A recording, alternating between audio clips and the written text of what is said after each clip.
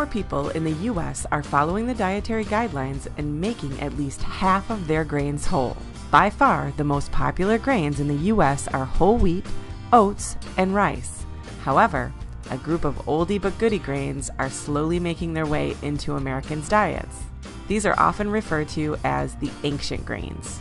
We talked with Mary Ellen Palmieri, a food science professor at the University of Maine's School of Food and Agriculture, to find out more about some of these grains. Turns out that many of these grains are gluten-free, thus are becoming attractive to those who seek a gluten-free diet. Grains like amaranth. Amaranth is a very trendy grain because it can grow in places that other plants can't grow. It's drought tolerant and can tolerate high levels of salt in the soil. It's also very environmentally friendly because places that couldn't produce food before now can do that without a lot of expensive irrigation using a lot of water. People were growing amaranth as early as 8000 BC. When Cortez conquered the native people of Central and South America, he banned the production of amaranth. The grain went uncultivated for decades, which was too bad because it was a great source of nutrition for people in those areas. One of the nutritional benefits of amaranth is that we eat the whole grain, so we're getting all the antioxidants as well as the fiber that are in the outer hull, as well as getting the protein and starch that are inside the seed.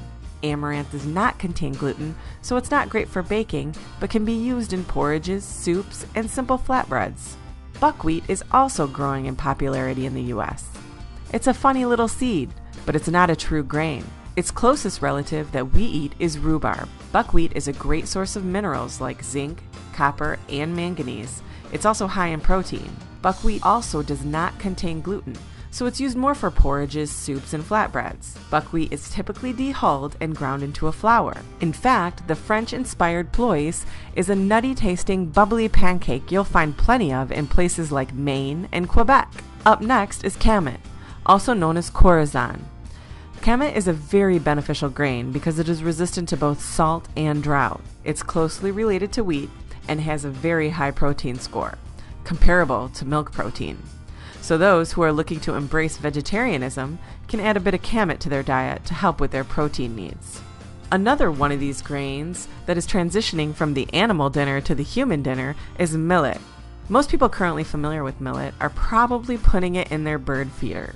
Millet is very nutritious and it's high in antioxidants, but since it has a very bitter taste, it's currently being used as more of a go-to grain where other crops can't be grown. Demands for these grains can be challenging to farmers because some of these grains will not grow outside of their climate. However, they are slowly finding their way into the mainstream diet due to their health benefits and exotic nature.